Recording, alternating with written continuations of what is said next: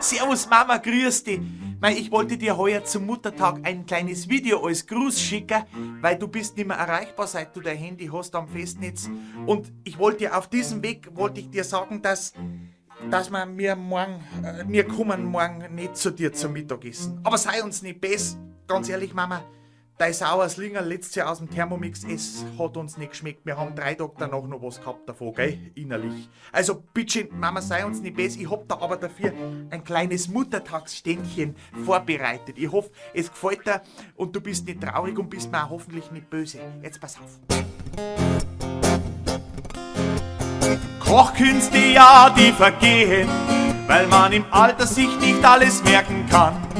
Auch tust du 10 Stunden in der Küche drin stehen, du bringst das gute saure Lingerl nimmer zusammen.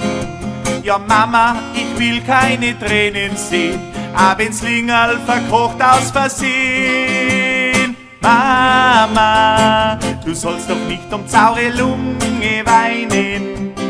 Mama, vielleicht da wär doch ein Schnitzel von Schweinen.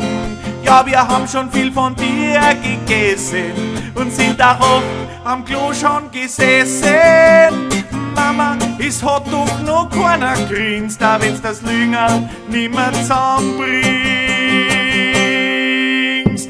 Mama, geh pack und schneid 300 € in Sack, ja, weil dann gibt's heut eine schnelle Küche bei McDonald's heut am Muttertag. Alles Liebe, Mama, pfiat dich. Die wird schauen.